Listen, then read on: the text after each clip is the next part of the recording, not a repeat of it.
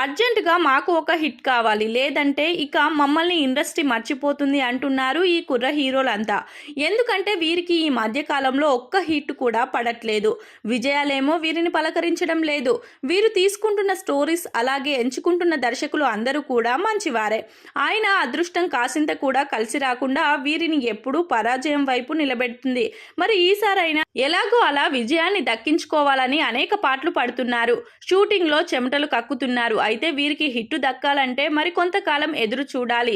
ఎలాగో అలా 2024లో హిట్టు కొట్టాలని కసి మీద ఉన్న హీరోలు ఎవరో ఒకసారి చూద్దాం. చాలా ఏళ్లుగా ఒక హిట్ కోసం ఎదురు చూస్తున్న హీరో ఎవరైనా ఉన్నారు అంటే అది కేవలం గోపీచంద్ మాత్రమే. నిజం చెప్పాలంటే ఒక దశాబ్దికి పైగా ఆయనకు విజయాలేమీ లేవు. అయినప్పటికీ అతడిలో ఇంకా నమ్మకాన్ని పెట్టుకొని పీపుల్స్ మీడియా ఫ్యాక్టరీ విశ్వం అనే కొత్త సినిమాకి శ్రీకారం చుట్టింది. శ్రీను వైట్ల ఈ చిత్రానికి దర్శకుడు. మరి ఈ ఇద్దరు పరాజయాల్లోనే ఉన్నారు. మరి విశ్వం సినిమాతో ఏమాత్రం విజయాన్ని దక్కించుకుంటారో చూడాలి. ఎక్స్ట్రాడినరీ మ్యాన్ అంటూ వచ్చి ఆర్డినరీగా కూడా విజయాన్ని అందుకోలేకపోయాడు నితిన్. అందుకే ఈసారి ఎలాగో అలా 2024లో విజయాన్ని దక్కించుకునే ఈ ఏడాది పూర్తి చేయాలని కంకణం కట్టుకున్నాడు. నితిన్ ప్రస్తుతం తమ్ముడు రాబిన్ హుడ్ అనే సినిమాలను చేస్తున్నాడు. మరి ఇవి ఏవైనా ఫలితాలను ఇస్తాయేమో చూడాలి. ఒకే ఒక జీవితం తర్వాత మంచి విజయాలు అందుకుంటాడు అనుకున్నా కూడా మళ్ళీ లాంగ్ గ్యాప్ వచ్చేసింది శర్వానంద్కి.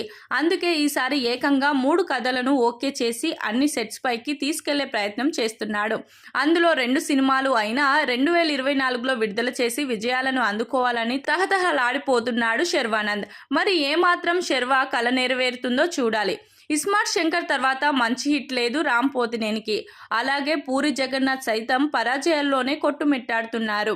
వీరిద్దరూ కలిసి ఇప్పుడు డబుల్ స్మార్ట్ అంటూ రాబోతున్నారు. మరి ఈ ఇద్దరికి ఒక విజయం ఖచ్చితంగా కావాలి.